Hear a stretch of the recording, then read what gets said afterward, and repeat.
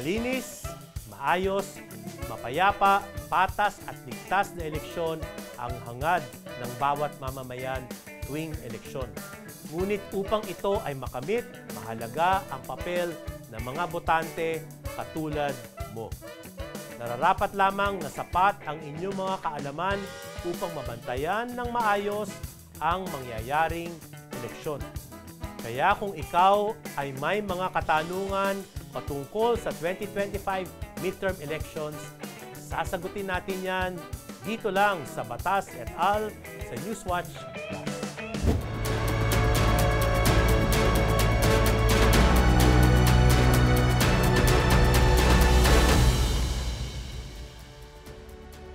Magandang araw sa ating mga manunood. Ako ang law teacher ng bayan, Attorney Al Agra. Sa pagtatanong ay nakakakuha tayo ng detalyadong impormasyon o kaalaman na nagbibigay ng malinaw na pag-unawa. Kaya lagi niyong tandaan na mas mabuti ang may alam. At para sa ating unang katanungan, kapag nanonood ako ng mga meeting de avance o political debate tuwing eleksyon, ay may mga nagsasabi na masasama o mapanirang statements sa mga kalaban nila. May kaso bang may sasampa dito?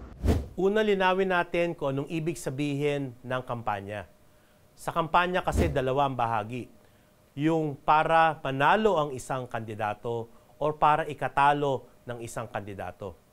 Pero kung ikaw ay mangangampanya para ikatalo ng isang kandidato, kailangan hindi ito maging mapanira sa kanyang reputasyon o sa kanyang pangalan at dapat ding walang mali siya.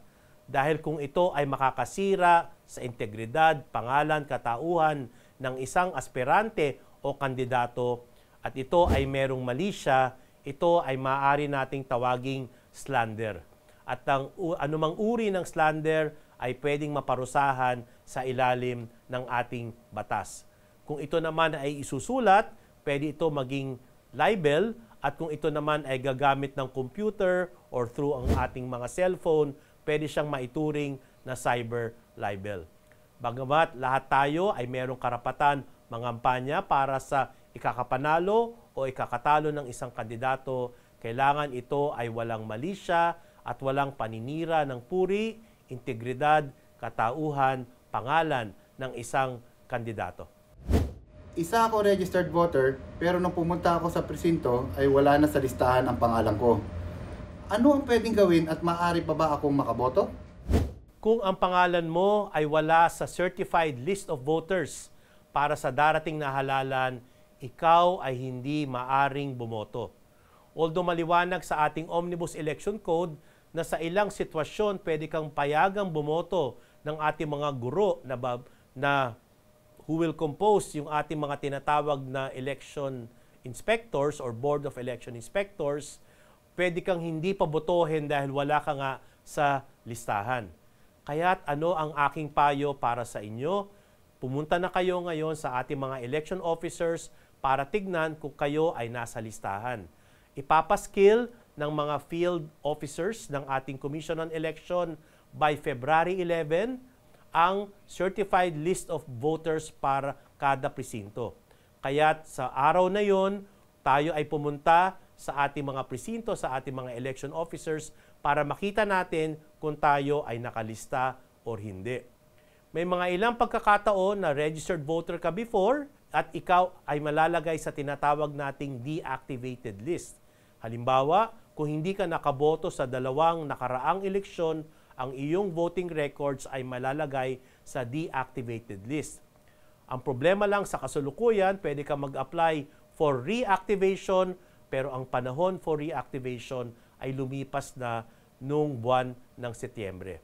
Kaya ang payo ko sa inyo, puntahan ninyo ang inyong field officials, COMELEC field officials, alamin kung kayo ay nasa listahan, ipapaskill ang mga pangalan ng bawat presinto kung sinong pwedeng bumoto by February 11 at antabayanan natin ito.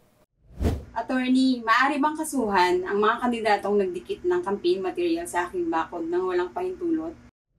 Maliwanag sa ating Fair Election Act na pwede lamang maglagay ng mga posters sa ari-arian o sa bakod ng ibang tao kung merong pahintulot sa may-ari ng bahay or building na yon. Kung ikaw ay maglalagay ng poster na walang pahintulot galing sa may-ari, ikaw ay pwedeng kasuhan ng isang election offense at pwede kang makulong at pwede kang pagbawalan ng bumoto sa mga darating na eleksyon. Kung ikaw naman ang may-ari ng bahay na yon at walang pahintulot galing sa iyo, maaari mong tanggalin ang mga posters na nilagay ng mga botante at ng mga kandidato at mga political party. Ginagalang ng ating batas ang iyong desisyon para dahil yan ay iyong ari-arian. Kaya't sa ating mga kapwa botante, mga political parties, aspirante at kandidato, kunin natin ang pahintulot mula sa may-ari ng bahay ng iba, building ng iba. Question po, pwede po ba akong mag-vlog or mag-video habang bumuboto? At ano po ba yung mga bawal gawin habang bumuboto? Sa ilalim ng ating batas, ang halalan ay tinatawag nating dapat secret. Anong ibig sabihin nito? Dapat hindi ko alam, hindi nyo alam kung sino ang binoboto ko at hindi ko rin dapat malaman kung sino ang binoboto ninyo. Maliwanag sa ating batas na bawal i-video o kuhanan ng litrato ang balota ng iba or even yung balota mo para maiwasan din yung tinatawag nating vote buying or vote selling. Maliwanag din sa araw ng halalan, bawal na rin mangampanya. Sa loob ng presinto habang bumuboto, hindi mo dapat kausapin ang kapwa mo botante. Kaya nga merong cover or folder para hindi malaman ng iba kung sino ang binoboto ng isang botante. Pinagbabawal din, syempre, na makipag-usap sa kapwa botante dahil sagrado nga ang ating halalan. Kaya't panitiliing maayos, panitiliing sikreto ang halalan at wag natin ipapaalam sa iba, wag nating aalamin ang boto ng iba dahil ito ay pinagbabawal ng ating batas. Attorney, kapag may nasaksiyan po ako na illegal na transaction tulad ng vote buying, sino po makakasuhan, yung tumanggap o ang nagbigay? Dalawa ang election offenses tungkol sa iyong katanungan.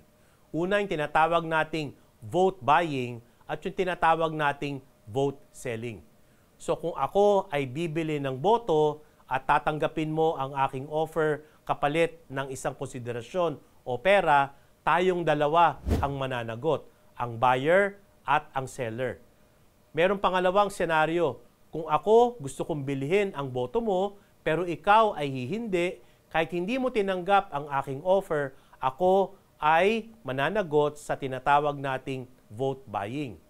Baliktarin naman natin, kung o-offeran mo ako ng pera, o-offeran mo ako na, Attorney Al, pwede mo bang bilhin ng aking boto at ako ay hihindi, ikaw ay mananagot for vote selling, pero hindi naman ako mananagot sa usapin ng vote buying.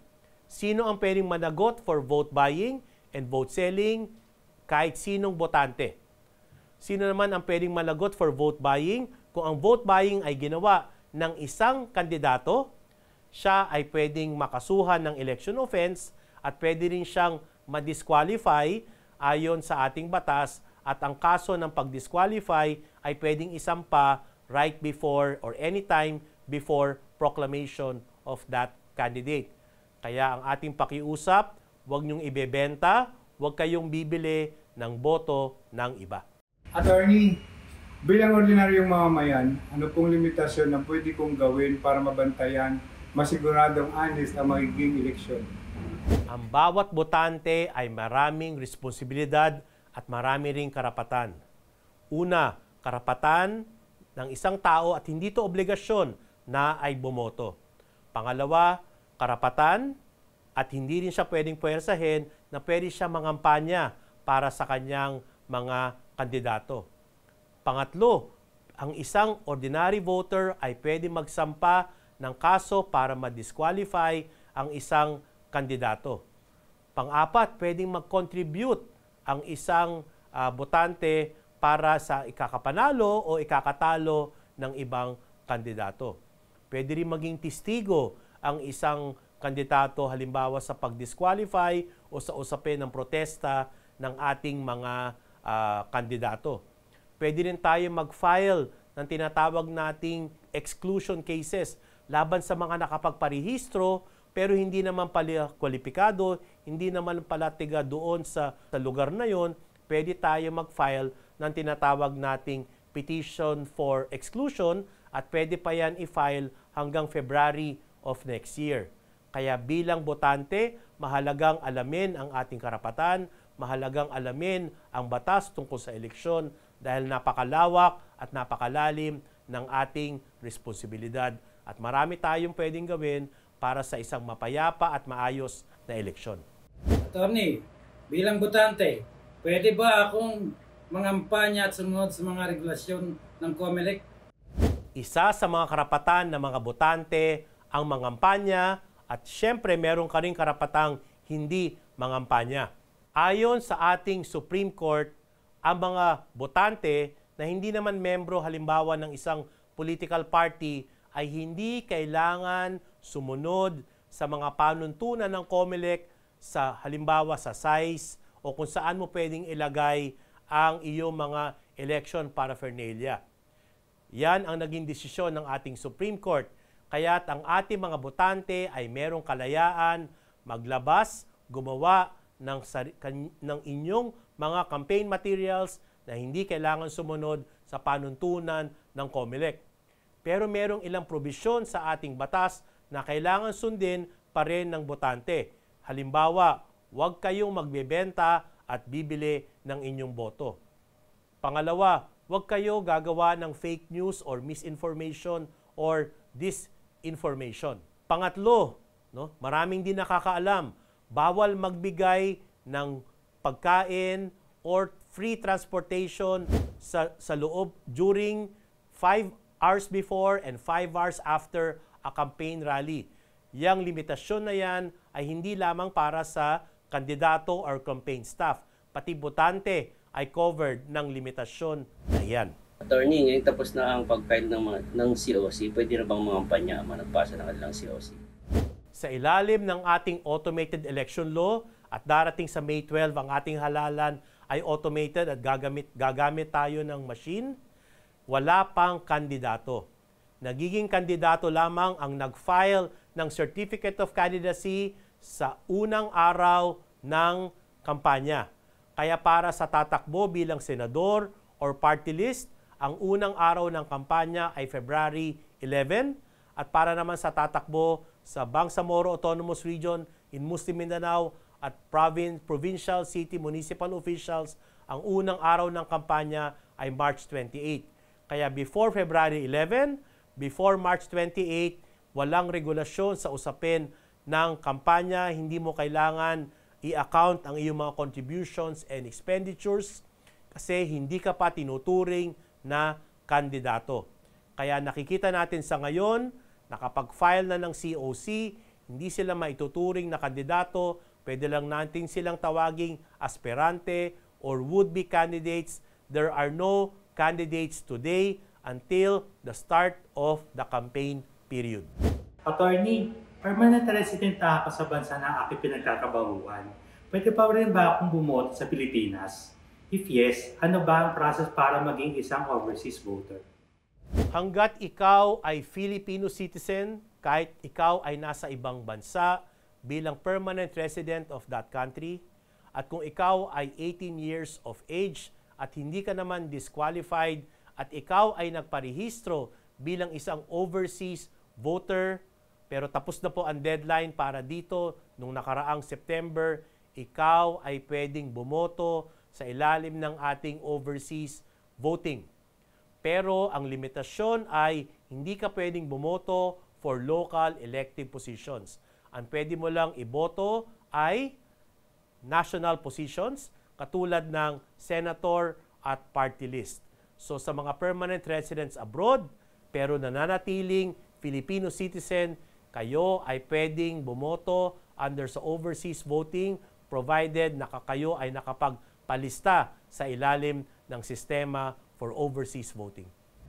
Attorney, ito po aking katanungan. Paano kung sumubra sa campaign budget ang isang kandidato after election? Ano ang pwedeng mangyari sa kanya?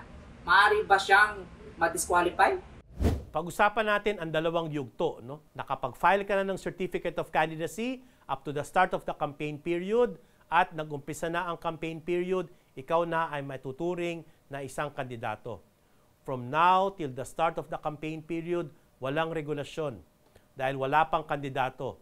Pero pag nag-umpisa na ang campaign period, dito kailangan mo nang i-account at kailangan ka nang sumunod sa ating batas sa usapin ng contribution at sa usapin ng expenditures. Para sa senador at ikaw ay isang independent candidate, ikaw ay pwede lamang gumasta ng 5 pesos per voter. And for all other positions, pero ikaw ay independent, 5 pesos lamang kada botante. Pero kung ikaw ay nominado ng isang partido, kung ikaw ay suportado ng partidong yon, 3 pesos lamang kada botante ang pwede mong gastusin.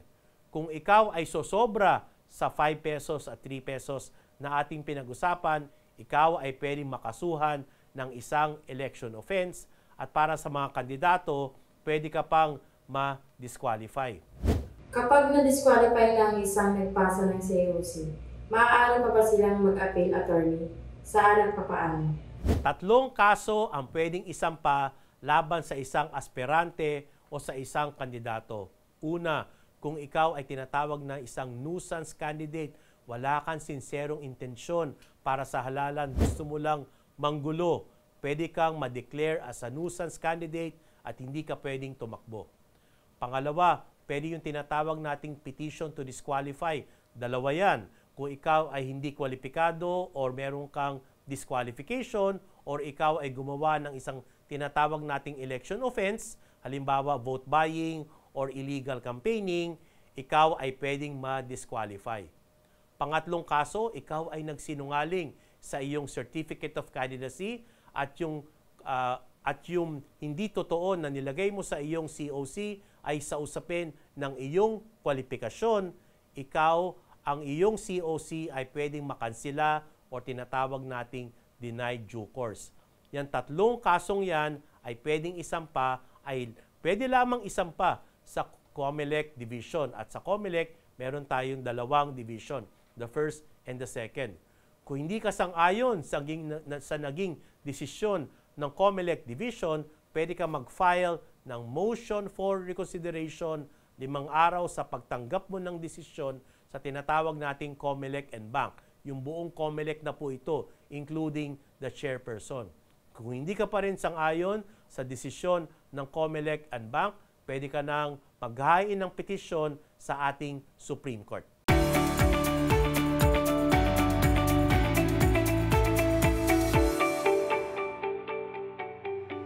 Ang halalan ay para sa lahat. Ang batas ay para sa lahat. Kaya lahat tayo ay dapat lumahok sa mga political exercises dahil kung anuman ang resulta nito ay merong epekto sa atin, sa ating kinabukasan, sa ating buhay. Maraming salamat muli sa inyong lahat, sa ating mga manonood at mga nagpadala ng kanilang mga katanungan.